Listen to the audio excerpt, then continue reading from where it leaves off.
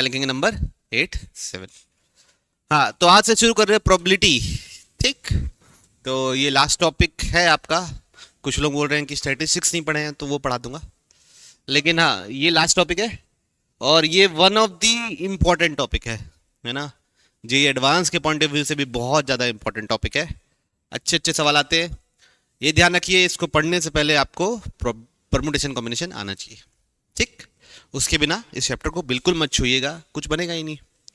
चलिए, तो permutation combination में प्रोबेबिलिटी में शुरू में कुछ डेफिनेशंस पढ़ते हैं।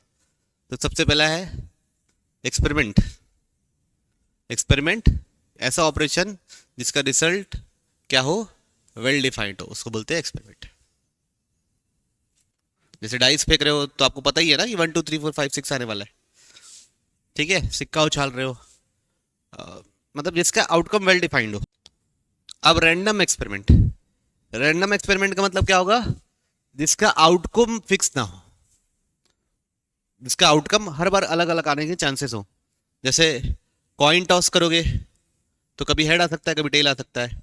डाइस फेंकोगे तो 1 2 3 4 5 6 आ सकता है, तो उसको क्या बोलते हैं हम लोग, रैंडम एक्सपेरिमेंट, जिसका आउटकम प्रिडिक्ट नहीं किया जा सकता, है ना। बस यहीं तक लिखना, an experiment whose outcome can not be predicted. Defined है लेकिन प्रिडिक्टेड नहीं है। ओके, उसको क्या बोलते हैं, रैंडम एक्सपेरिमेंट। क्या है, नॉर्मल एक्सपेरिमेंट है। अब अगला है सैंपल स्पेस। सैंपल स्पेस होता है set of all possible values of outcome. Sample space क्या है, set of all possible outcomes of random experiment. ठीक है, एक रैंडम एक्सपेरिमेंट के ऑल पॉसिबल आउटकम्स का सेट को क्या बोलते हैं, सैंपल स्पेस। एग्जांपल, कॉइन को टॉस कर रहे हैं तो हेड और टेल, 2 बार टॉस कर रहे हैं तो H H H T T H T T. Dice फेंक रहे हैं तो 1 2 3 4 5 6। 2 डाइस फेंक रहे हैं तो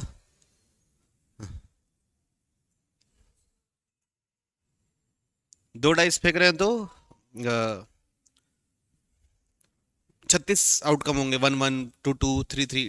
2 डाइस फेंक रहे हैं तो 1 1 1 2 1 3, ऐसे करते करते कितना 1 6, वैसे 2 1, ऐसे करते करते 2 6, लास्ट में 6 1 से लेके 6 6। तो ये कब है, जब 2 डाइस फेंक रहे हैं, पेयर ऑफ डाइस का आउटकम। तो इसको क्या बोलते हैं हम लोग, सैंपल स्पेस। इवेंट। अब इवेंट, एक्सपेरिमेंट के अंदर कोई एक चीज हुई उसको बोलते हैं इवेंट। जैसे अगर मैं 2 बार सिक्का उछाला या 2 कॉइन टॉस किया, एक हेड आया एक टेल आया, तो हो जाएगा इवेंट। ठीक है, consider the experiment of tossing. Now suppose that we are interested in outcomes which correspond to exactly 1 head, तो वो एक क्या बन जाएगा, एक इवेंट बन जाएगा। ठीक, तो इवेंट क्या होता है, इवेंट ऐसा कोई ऐसा डेफिनेशन नहीं है। Event is a case where we are interested in a particular outcome. Event is a case in which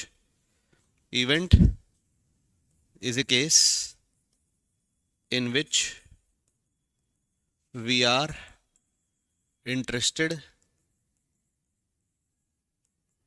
in a particular outcome. ठीक है, तो इवेंट कैसे, एक्सपेरिमेंट हो गया डाइस फेंकना, इवेंट हो गया गेटिंग इवन नंबर। ठीक है, ओके। जब हम किसी पर्टिकुलर किसमें इंटरेस्टेड हो, आउटकम में, तो उसको क्या बोलेंगे, इवेंट।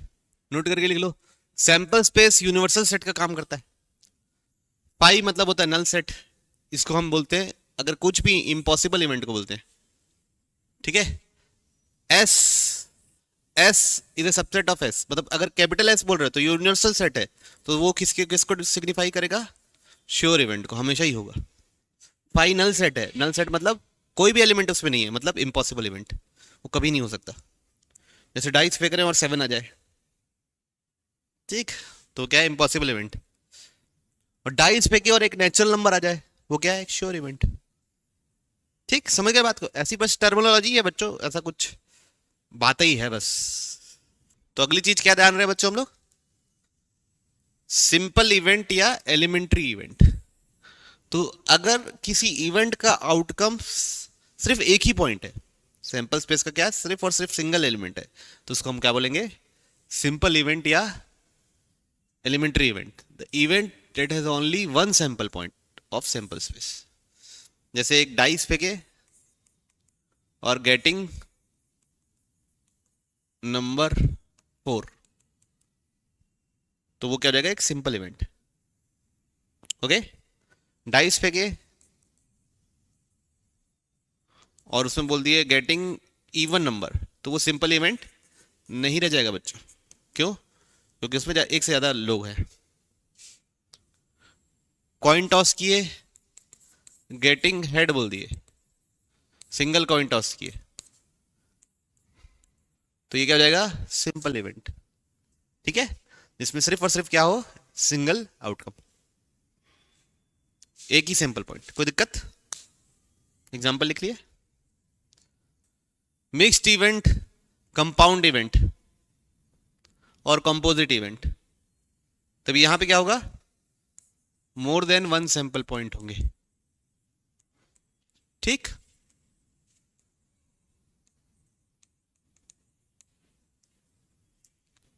ओके। इवेंट में, इवेंट के फेवरेबल आउटकम्स में सैंपल पॉइंट के, सैंपल स्पेस के एक से ज्यादा पॉइंट्स आपको मिलेंगे, एक से ज्यादा एलिमेंट्स होंगे। ठीक है, जैसे 2 कॉइन को टॉस किए और गेटिंग 1 हेड, तो ये क्या बन जाएगा, इसमें क्या क्या फेवरेबल रहेंगे, एच टी और टी एच। ओके, तो ये क्या हो गया, कंपोजिट इवेंट या मिक्स्ड इवेंट। या ऐसा नहीं क्वेश्चन आएगा व्हाट इज कंपोजिट इवेंट, है ना, बोर्ड में भी नहीं पूछेगा। ठीक, लेकिन बस ऐसी लैंग्वेजेस मैथमेटिकल्स आपको सिखाने के लिए। बढ़िया, आगे क्या होगा, a subset S of sample space which contains more than one element of mixed event. ठीक है, तो सिंपल में क्या होता था, एक ही एलिमेंट होता था, और मिक्स्ड या कंपोजिट में क्या होगा, एक से ज्यादा एलिमेंट होंगे। बढ़िया, आगे ट्रायल। ट्रायल मतलब, ट्रायल मतलब एक एक्सपेरिमेंट को आप रिपीट कर रहे हो बार बार अंडर सिमिलर कंडीशंस, तो उसको बोलते हैं trial. When an experiment is repeated under similar condition and it does not give the same result each time, this known as, उसको क्या बोलते हैं, ट्रायल।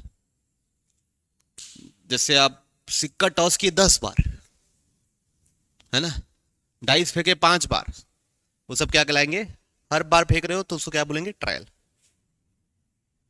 ठीक, the number of times the experiment is repeated is called the number of trials. Different types of events. तो सबसे पहला क्या है, कॉम्प्लीमेंट्री इवेंट। तो एक इवेंट का कॉम्प्लीमेंट्री क्या होता है, जैसे ए का कॉम्प्लीमेंट्री बोलते हैं हम लोग, A complementary of A, complementary of A is A dash, तो उसको ए डैश क्या होता है, नॉट ए। जैसे एक सैंपल स्पेस है मेरा, जैसे मान लो 2 टाइम कॉइन टॉस किए, T T, T H, H T और एच एच, और मेरा एक इवेंट ए है जिसके आउटकम्स है टी एच और टी टी। ओके, तो ए डैश क्या होंगे, एस माइनस ए, क्या होगा, एस माइनस ए। ऐसे पूरे पूरे में से ए वाले को हटा देना है, नॉट ए, तो क्या लिखेंगे, एच टी और एच एच। थोड़ा बहुत अगर प्रोबेबिलिटी आपको याद हो, अगर probability of getting an event A is 1/2, 1/3, तो probability of not getting a हो जाएगी 1 - 1/3। यस, क्या होगी, 2/3। इसको बोलते हैं कॉम्प्लीमेंट्री। समझ में आ रहा है? कॉम्प्लीमेंट्री इससे भी डिनोट होता है और इससे भी डिनोट होता है, ए के ऊपर बार। इवेंट ए और बी, इसका मतलब होता है बच्चों ए यूनियन बी। मतलब ए के जितने आउटकम्स हैं और बी के जितने आउटकम्स हैं, दोनों का क्या करना पड़ेगा, यूनियन। ठीक है, उसको बोलते हैं ए और बी।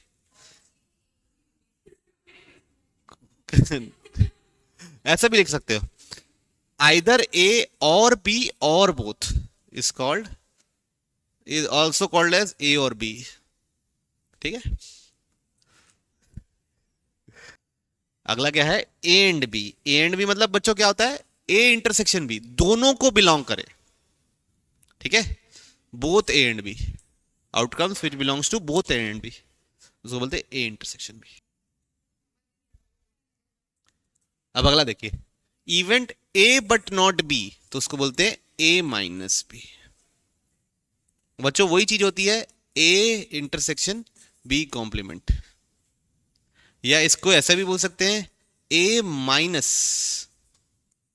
ए इंटरसेक्शन बी। मतलब A minus B difference of set, याद है, ए से वो वाले एलिमेंट हटा देने हैं जिस जो बी में भी आते हैं, उसको बोलते हैं A minus B. Equally likely events, equally likely मतलब उनके ऑकरेंस के चांस एक बराबर हो, है ना। ठीक, जैसे अगर मैं डाइस फेंक रहा हूं, 1 आने का चांस, प्रोबेबिलिटी क्या होती है, 1/6। थोड़ा बहुत अगर आप लोग 8th 9th 10th में पढ़े होगे, 2 आने की प्रोबेबिलिटी भी क्या होती है, तो getting a number 1 and getting a number 2 वो क्या होंगे, इक्वली लाइकली। तो क्या लिखेंगे, इक्वली लाइकली,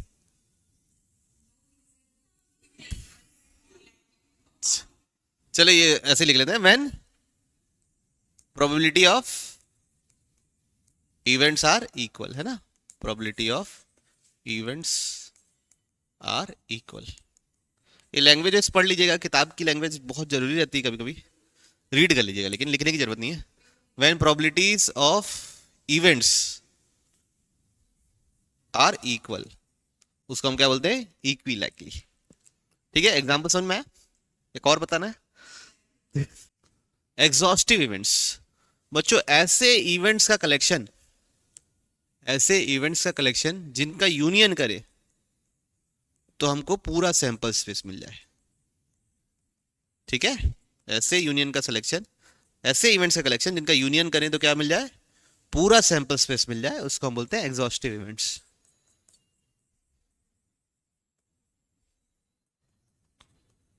ठीक है, और वीडियो पॉज करके ये सब रीड कीजिए आप लोग, है ना, है ना। और आप लोग एक एग्जांपल लिखिए, देखिए, consider the experiment of throwing A dice, A number less than 4, मतलब कौन सा नंबर होगा, 1 2 3। ए नंबर ग्रेटर देन 2 बस लेट देन 5, तो क्या होगा, 3 4। ए नंबर ग्रेटर देन 4 मतलब 5 6। तो अब तीनों का यूनियन क्या होगा, ए बी सी, सोचिए, 1 2 3 4 5 6, तो वो सैंपल स्पेस के बराबर है क्या, तो तीनों क्या है, एग्जॉस्टिव इवेंट्स। तो एग्जॉस्टिव इवेंट्स क्या होता है, जिनका यूनियन करने से कवर हो जाए। कि गलती कर देते ना, ये थ्योरी नहीं पढ़े रहते तो आप लोग। म्यूचुअली एक्सक्लूसिव इवेंट मतलब एक के होने या होने से, एक के होने से दूसरा ना हो, एक के होने से दूसरा ना हो, मतलब दोनों का इंटरसेक्शन क्या हो, 5। ठीक है, ऐसे दो इवेंट्स जिनका इंटरसेक्शन क्या हो, 5 हो, उसको क्या बोलते हैं हम लोग, म्यूचुअली एक्सक्लूसिव इवेंट्स। ठीक, तो दोनों का प्रोबेबिलिटी क्या होगा, सोचिए, सोचिए, P of A intersection B की प्रोबेबिलिटी क्या होगी, हाँ वेरी गुड, क्या होगी, 0, क्योंकि उसमें कोई एलिमेंट ही नहीं है। अब देखिए इस लैंग्वेज को पढ़ते हैं, रोलिंग ए डाइस, ऑड नंबर आना और इवन नंबर आना, दोनों में कोई कॉमन एलिमेंट होगा, तो वो क्या होंगे, म्यूचुअली एक्सक्लूसिव। एक हो रहा है तो दूसरा नहीं हो सकता, ये हो रहा है तो ये नहीं हो सकता, इसलिए म्यूचुअली एक्सक्लूसिव। चलिए देखते हैं, आप लोगों को समझ नहीं आ रहा लग रहा है मेरे को। A coin is toss 3 times. तो पहले सैंपल स्पेस लिखेंगे, सैंपल स्पेस लिखेंगे बच्चों, T T T T H T T T H T H H, ठीक है। फिर H T T H H T H T H H H H. तो ये बच्चों टोटल क्या हो गया, सैंपल स्पेस। अब ए क्या है, नो हेड अपीयर्स। देखिए नो हेड अपीयर्स कौन सा है, सिर्फ टी टी टी। फिर बी क्या है, एग्जैक्टली वन हेड अपीयर्स। कौन सा है, देखो टी एच टी और टी टी एच और एच टी टी और बस खत्म। ओके। और फिर क्या है अगला, at least to head appears. At least to head वाले कौन से, देखो T H H H T H H H H H H T. Okay, बात समझ में आई। अब क्या म्यूचुअली एक्सक्लूसिव हैं, तो ए और बी म्यूचुअली एक्सक्लूसिव हैं क्या, देखिए ए और बी में कोई कॉमन एलिमेंट है नहीं, तो A and B are mutually exclusive. ठीक है, गुड। फिर बताइए ए और सी, ए एंड सी भी म्यूचुअली एक्सक्लूसिव है, एक्सक्लूसिव। स्पेलिंग देख लीजिएगा, मैं बस ऐसे गो दे रहा हूं। फिर बी और सी, बी एंड सी भी म्यूचुअली एक्सक्लूसिव है, वाह भाई वाह।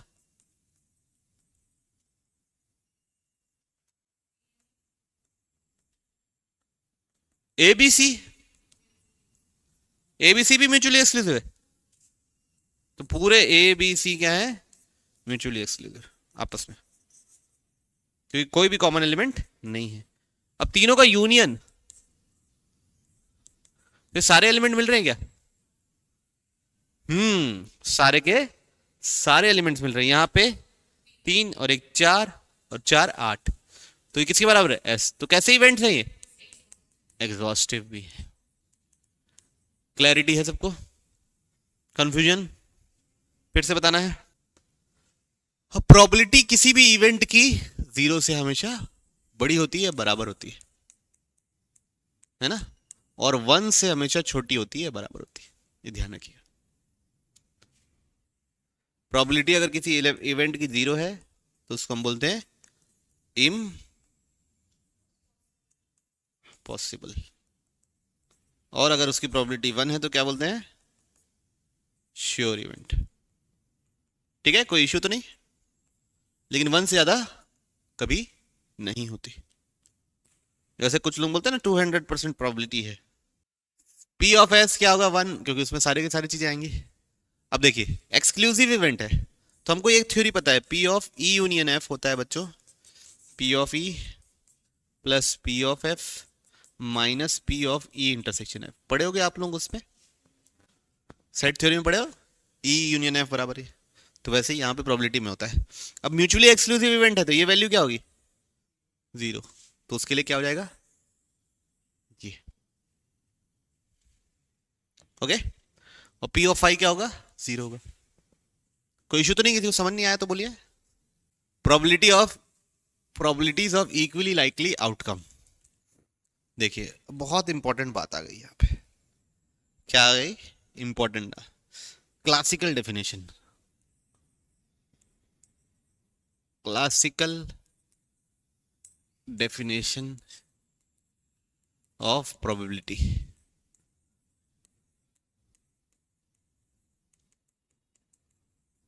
ठीक है, तो क्लासिकल डेफिनेशन होती क्या है, if an event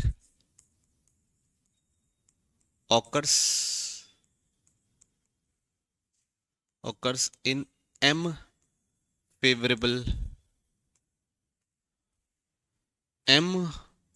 favorable ways and does not occur in n favorable n ways, then probability of event taking place is given by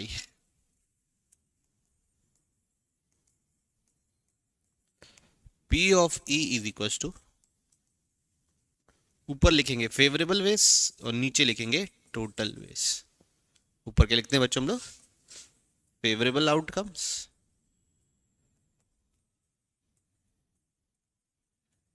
और नीचे क्या लिखते हैं? Total outcomes. ठीक, ओके। इसको क्या बोलते हैं? Classical definition. अब क्लासिकल डेफिनेशन आपको दिखने में लग रही होगी कि तो कुछ नहीं है, लेकिन इसमें गहराई है। इसमें क्या है? डेप्थ। जैसे मान लो मैं एक डाइस फेंका, है ना, डाइस फेंका और getting a multiple of 3, getting a multiple of 3,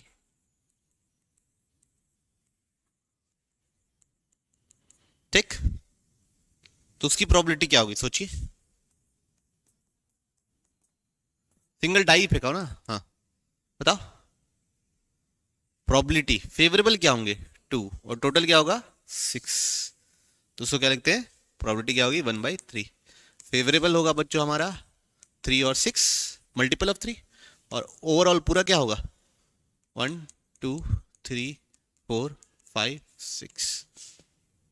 ठीक, ओके, पक्का? तो ऊपर लिखते हैं फेवरेबल वेस, नीचे लिखते हैं टोटल वेस। अच्छा, मैं आज छत से कूद गया। मैं क्या किया? छत से कूद गया। मेरे बचने की प्रोबेबिलिटी क्या होगी?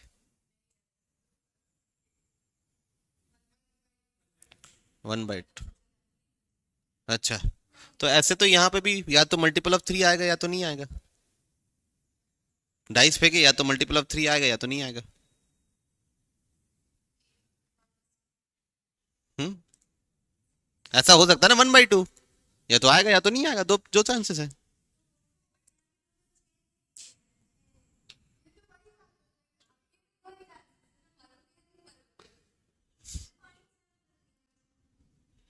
हम्म, अच्छा बताओ, भगवान है कि नहीं है, उसकी क्या प्रोबेबिलिटी है? भगवान है कि नहीं है, उसकी क्या प्रोबेबिलिटी है?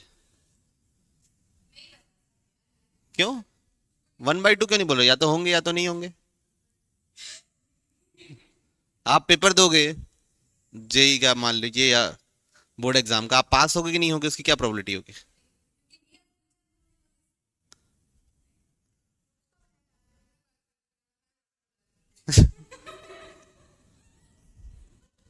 देखिए, सैंपल स्पेस में सिर्फ वही पॉइंट लाई करते हैं जो इक्वली लाइकली हो।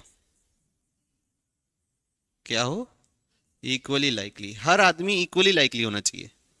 जैसे यहाँ पे 1 आने की प्रोबेबिलिटी क्या है? 1/6। 2 आने की प्रोबेबिलिटी क्या है? 1/6। 3 आने की प्रोबेबिलिटी क्या है? 1/6। इसलिए वो इक्वली लाइकली है। मैं छत से कूद गया तो मेरे मरने और जीने के बराबर चांसेस नहीं है, तो इसलिए उसमें प्रोबेबिलिटी यूज नहीं कर सकते आप। ओके, भगवान है कि नहीं है उसमें बराबर चांस नहीं है, तो इसलिए वहां पे प्रोबेबिलिटी नहीं यूज कर सकते। तो यहाँ पे हर इवेंट, जैसे अगर मैं कॉइन टॉस कर रहा हूँ तो हेड आ रहा है और टेल आ रहा है, तो हेड आने के भी बराबर चांस होते हैं इंडिविजुअली, टेल आने के भी बराबर चांस होते हैं। ओके, तो सैंपल स्पेस में जितने भी पॉइंट होते हैं वो सब के सब क्या होते हैं? Equally likely. ओके, बात समझ में आई? अब अब सारे सैंपल पॉइंट्स का प्रोबेबिलिटी का सम 1 होता है। सारे सैंपल पॉइंट्स के प्रोबेबिलिटी का सम क्या होता है? 1 होता है।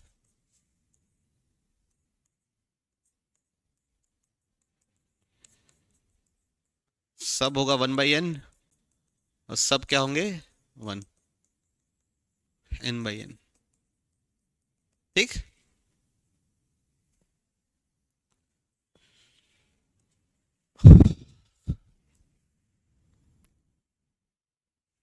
ओके। तो क्लासिकल डेफिनेशन में ध्यान रखिए, सैंपल स्पेस में सिर्फ और सिर्फ हम वही पॉइंट लेते हैं जो इक्वली लाइकली हो। ओके, इवेंट नहीं बोल रहा हूं, पॉइंट बोल रहा हूं। ठीक, अगला, फाइंड द प्रोबेबिलिटी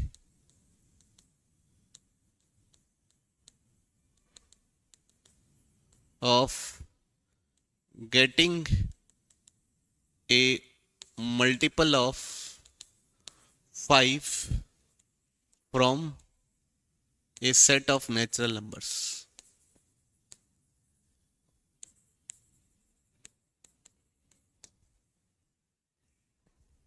तो व्हेन सैंपल स्पेस जब अनगिनत हो बच्चों, जब क्या हो, सैंपल स्पेस अनगिनत हो, तब हम फ्रीक्वेंसी पे डील करते हैं। किस पे डील करते हैं?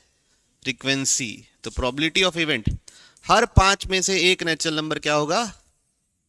Multiple of 5। तो ऐसे बोल देंगे, तो frequency of favourable outcome upon total, नहीं बस फ्रीक्वेंसी ऑफ फेवरेबल आउटकम। ठीक है, गेटिंग ए मल्टीपल ऑफ 3 क्या होता है? ठीक, कोई दिक्कत तो नहीं। तो ये सब थोड़ा क्लासिकल डेफिनेशन में क्या है बच्चों, पेज। अब इसको रीड कीजिए, क्या लिखा है पूरा शुरू से लेकर आखिरी तक, यही चीज मैंने बताई है क्या? देखिए, प्रोबेबिलिटी ऑफ इवेंट है ना, सैंपल स्पेस होगा नीचे 36, ऊपर फेवरेबल। देखो पहली लाइन क्या होती है? 1 1 1 2, कहां तक? 1 6 तक। इसमें कोई होगा नहीं। दूसरी लाइन कहां होती है? 2 1 2 2, कहां तक? 2 6 तक। इसमें कोई होगा? सिर्फ और सिर्फ 2 6। दूसरी लाइन में सिर्फ एक आदमी है। 3 1 3 2, ऐसे करते तक 3 5 और 3 6। इस लाइन में कितने लोग हैं? 2 लोग हैं, है ना। इस लाइन में कितने लोग हैं? 2 लोग। पहली लाइन में 2 वाली लाइन में 1, 3 वाली लाइन में 2, 4 वाली लाइन में 3, 5 वाली लाइन में 4 और 6 वाली लाइन में 5। इन सबको आप ऐड कर दीजिए, 1 से लेके 5 तक ऐड कीजिए। गुड, 15। तो क्या होगा आंसर? 5/12 है। बस में लाइन से गिना करो, कोई अभी चर्चा करते हैं, रुको, इसके बाद अभी चर्चा करते हैं। Dice is loaded such that probability of, dice load कर दिया, अब अनबायस्ड नहीं है। Probability of getting face I is proportional to I square, मतलब probability of I will be equals to I square. तो डाइस में 1 से 6 आता है, तो प्रोबेबिलिटी ऑफ 1 क्या होगा? k into 1 square. Probability of 2 क्या होगा? k into 2 square. Probability of 3 क्या होगा? k into 3 square. Probability of 4 k into 4 square. Probability of 5 k into 5 square. और probability of 6 k into 6 square. अब वह पहले जैसी प्रोबेबिलिटी नहीं रही बच्चों कि 1/2, मतलब पहले सबकी 1/6 है, सबकी प्रोबेबिलिटी बदल गई है। अब ये लेकिन नहीं बदल सकता कि सारे प्रोबेबिलिटीज का सम क्या होगा? 1।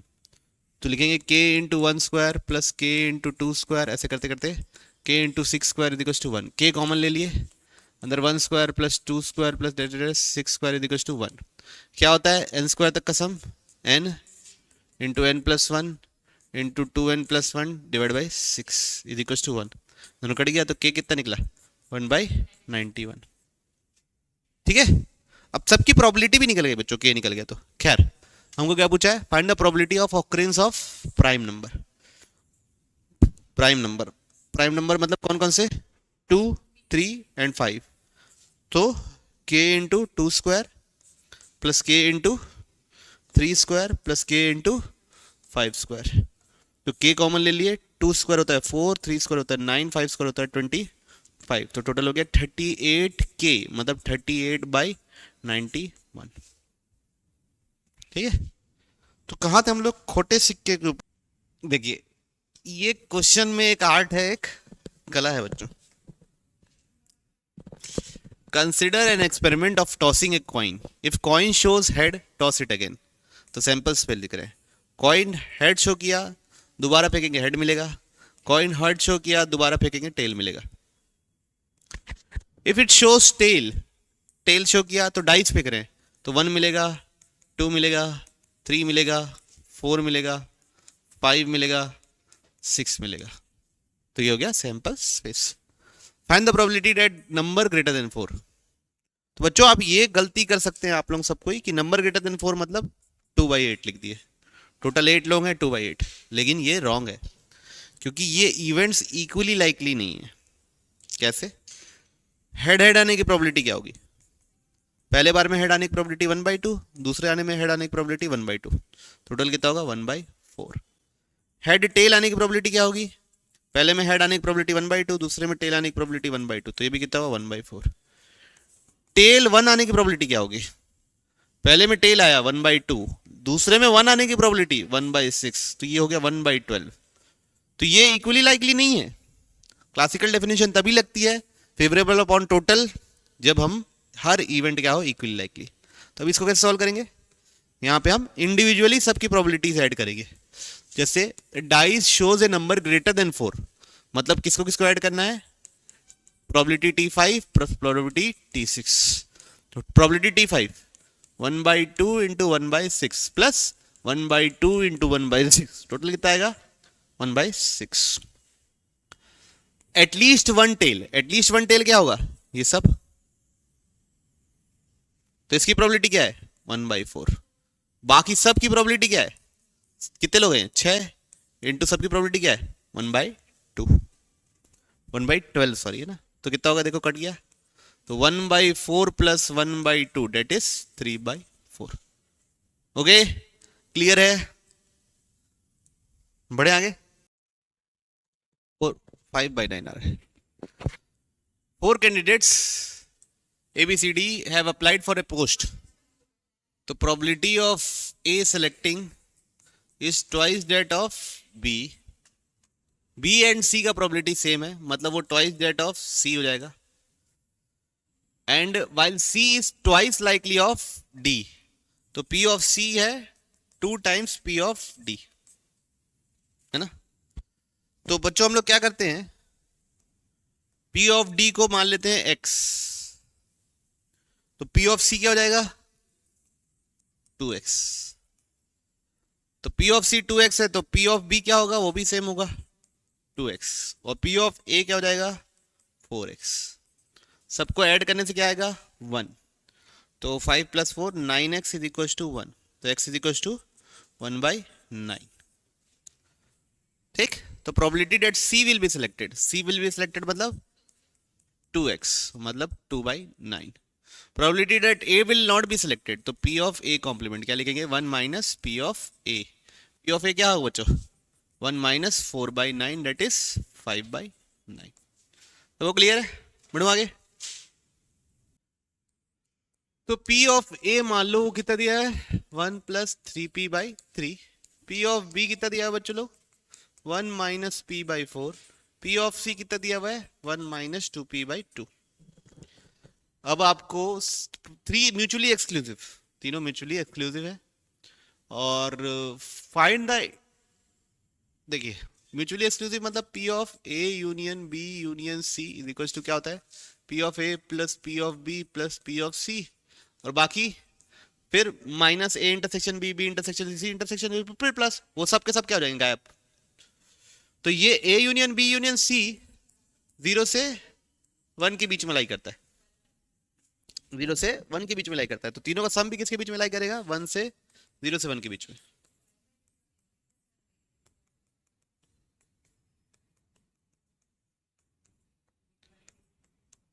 ठीक है। सबसे पहले इन तीनों का एलसीएम होगा 3, 4 और 2 का एलसीएम क्या होगा सोचिए, सोचिए सोचिए क्या होगा 12। तो 12 मल्टीप्लाई कर देता हूं, तो ये बनेगा 4 प्लस 12p, ये बनेगा 3 माइनस 3p, ये बनेगा 6 इज इक्वल टू क्या मल्टीप्लाई किया मैं 12, एलसीएम ले लिया या 12 मल्टीप्लाई कर दिया जो था। तो ये दोनों क्या हो गया कैंसिल, तो 0, ये कितना हुआ 13 माइनस 3p, ये तो पहले इस इनइक्वालिटी को सॉल्व कर लेते हैं। तो जो ये है 0 13 माइनस 3p, तो 3p लेस देन 13, तो p लेस देन 13/3। फिर इधर से 13 माइनस 3p, तो 1, तो p ग्रेटर देन कितना निकला यहां से 1/3। तो यहां से निकला p 1/3 से बड़ा होना है और 13/3 से छोटा होना है, कोई इशू नहीं। अब इंडिविजुअली भी बच्चों सबका p 0 से 1 के बीच में होना चाहिए। तो 1 + 3p/3 किसके बीच में होना चाहिए, 0 और 1 के बीच में। तो यहां से क्या होगा 0 1 + 3p3, तो ये तो हमेशा 1 से बड़ा होगा, कोई दिक्कत ही नहीं। खैर सॉल्व भी कर देता हूँ। 0, यहां से क्या निकलेगा p ग्रेटर देन 1/3, यहां से 1 + 3p less than 3, 3p less than 2, तो p less than equals to 2/3, कोई इशू। अगला क्या है, last but not the least. अरे दो ठो बचा हुआ है। 1 - p/4, 1 - p/4 किसके किसी बीच में है, 0 से 1 के बीच में। तो ये तो यहां से ये पता चलेगा कि p should be less than 1, इससे। और इससे पता चलेगा 1 - p लेस देन 4, तो p should be greater than 5। क्या ये क्या बोल रहा हूँ, 1 - 4 ग्रेटर देन p, तो p ग्रेटर देन -3 आएगा बच्चों। यहां से क्या आएगा, p ग्रेटर देन -3। और लास्ट क्या है भाई, 1 - 2p/2, ये किसके किसके बीच में होगा, 0 से 1 के बीच में। तो पहले इसको चेक कर लो, तो 1 - 2p, तो p 2p 1, तो p less than equals to 1/2। और इसको सॉल्व करेंगे तो 1 - 2p/2 less than equals to 1, तो 1 - 2p less than equals to 2। तो यहाँ यहाँ से क्या निकलेगा, p ग्रेटर देन -1/2। अब सबको मिला के लिखना है, सारी चीजों को मिला के उसका इंटरसेक्शन निकाला। तो सबसे पहले क्या था बच्चों बताओ, 1/3 से लेके 13/3। सबसे पहला था 1/3 से लेके 13/3। दूसरा था -1/3 से लेके 2/3, तो -1/3 से लेके यहां कहीं होगा 2/3। फिर अगला है -3 से लेके 1, -3 से 1, तो यहां कहीं -3 और यहां कहीं 1। और फिर क्या है, -1/2 से लेके 1/2, तो -1/2 यहां कहीं होगा, से लेके +1/2 1/3 से बड़ा होगा और 2/3 से छोटा होगा, तो यहां पे कहीं होगा। अब सबका common,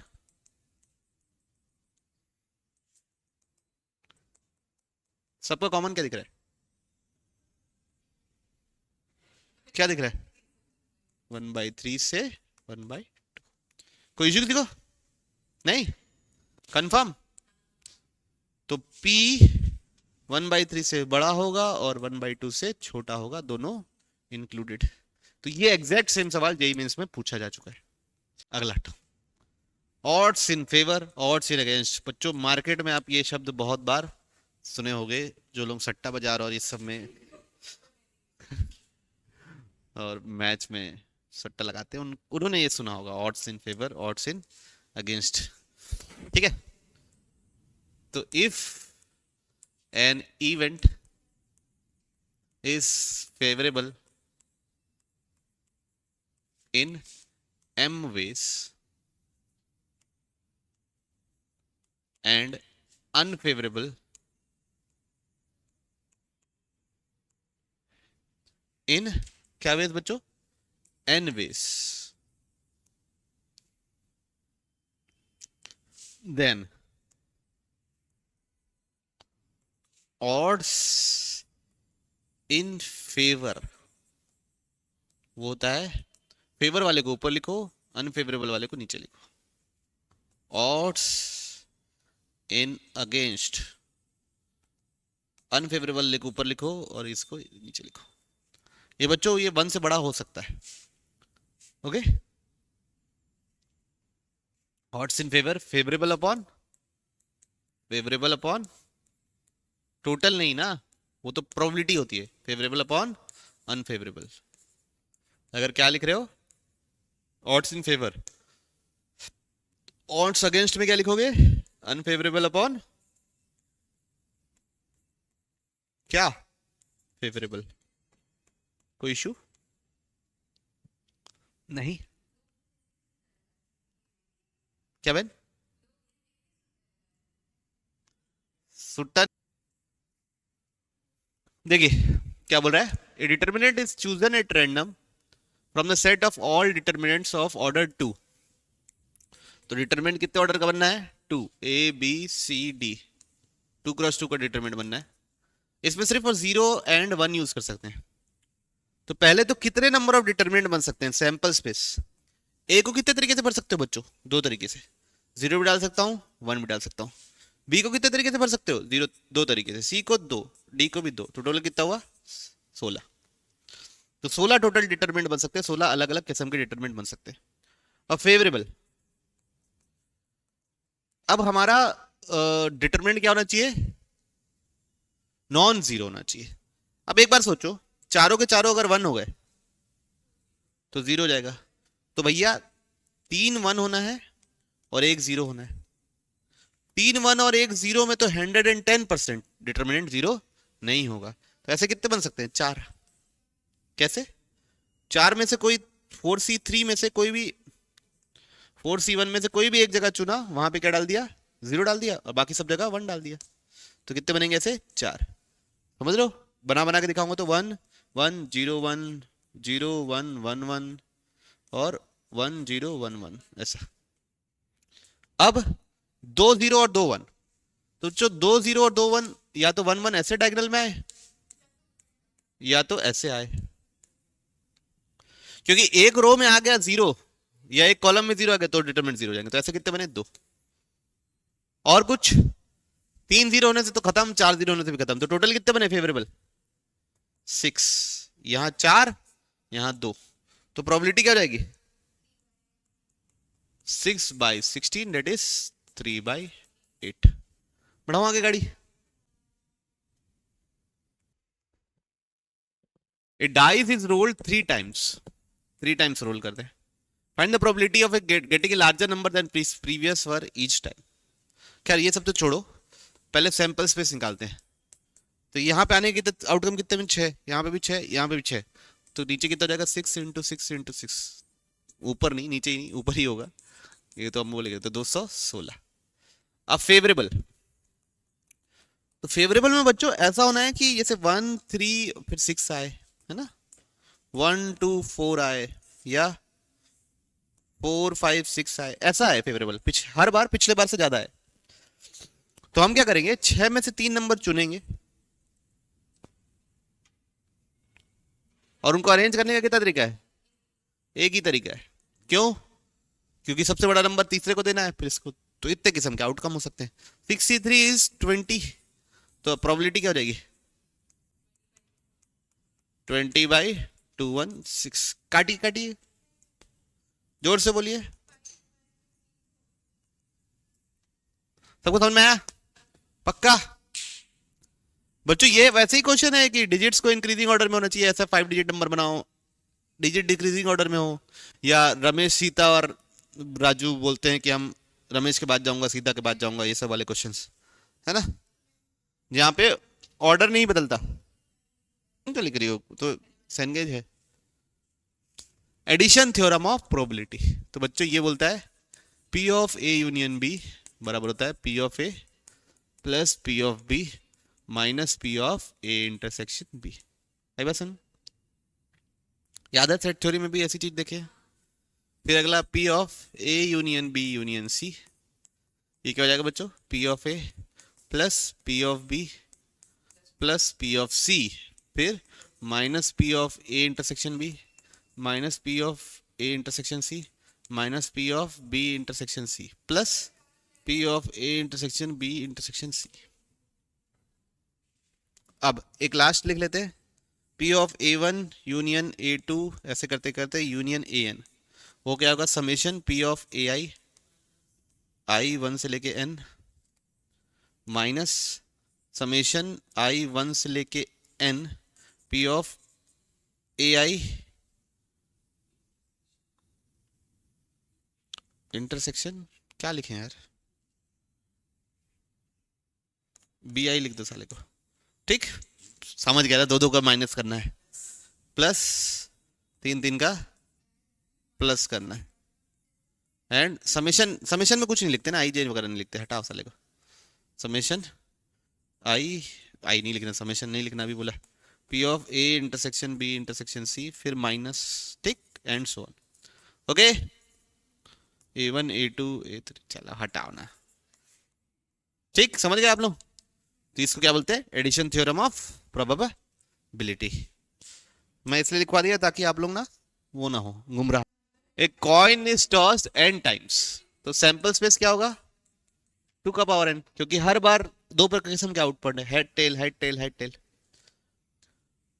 find the probability that head appears odd number of times, तो बच्चों हेड अपीयर्स, आप लोगों को परम्यूटेशन कॉम्बिनेशन जैसे सोचना पड़ेगा, हेड एक बार आए और बाकी सब बार क्या आए, टेल्स आए, है ना, तो हेड कहीं भी आ सकता है, सेकंड नंबर पे भी आ सकता है और आखिरी नंबर पे भी आ सकता है, कहीं पे भी आ सकता है ना, तो n में से n बार फेंक रहे हो, उसमें से कोई एक बार हेड आ जाए, odd number of times, n में से कोई 3 बार हेड आ जाए, n में से कोई 5 बार हेड आ जाए, n में कोई से 7 बार हेड आ जाए, ऐसा, तो सारे ऑड का सम क्या होता है बच्चों, 2 का पावर n माइनस वन, सारे इवन का सम भी 2 का पावर n माइनस वन होता है, बाइनोमियल थ्योरम कक्षा 11वीं, तो प्रोबेबिलिटी क्या हो जाएगी, 2 का power n minus one divide by 2 का पावर n, डेट इज 1/2।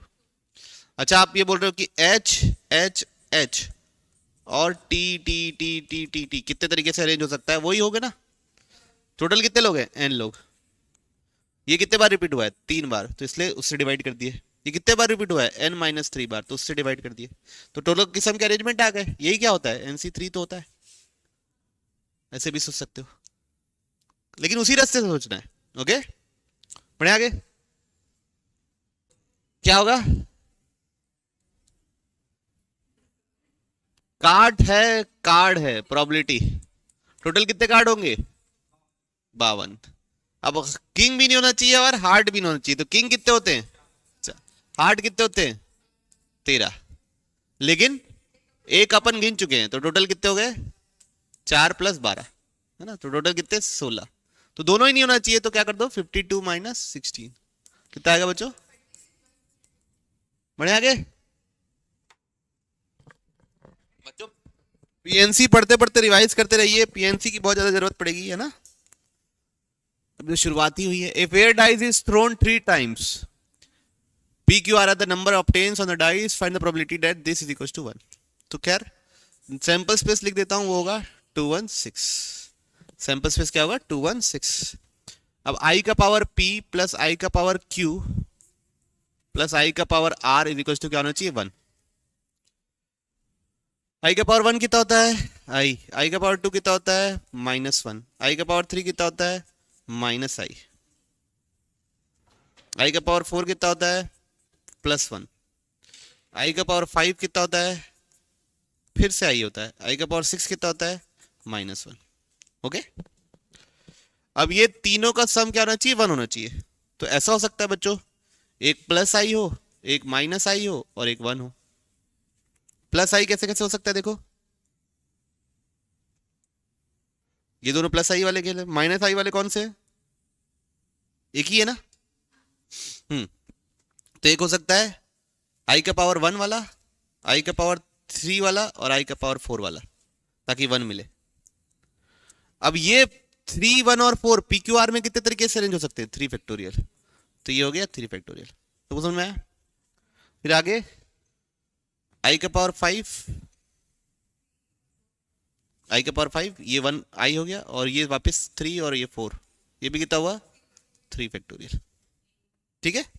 अब इधर देखिए, ऐसा हो सकता है 1 1 और -1, क्या हो सकता है वन वन और -1, तो 1 1, तो आई का पावर 4, आई का पावर 4 और आई का पावर 6 भी हो सकता है। ये कितने तरीके से होगा, 3 factorial divide by 2 factorial that is 3, और आई का पावर 4, आई का पावर 4, आई का पावर 2 कितना होगा, डिवाइड बाई 2 फैक्टोरियल। टोटल कितना हो गया बच्चों, 6 + 6 + 6, टोटल कितना हुआ बच्चों फेवरेबल, 18। तो आंसर क्या हो जाएगा, 18/216, 1/12। ओके, तो इसके आगे हम लोग सवाल ही बना रहे हैं बच्चों, अभी तो बहुत देर तक आगे सवाल बनाएंगे। अगले क्लास में पढ़ेंगे कंडीशनल प्रोबेबिलिटी और बेस थ्योरम।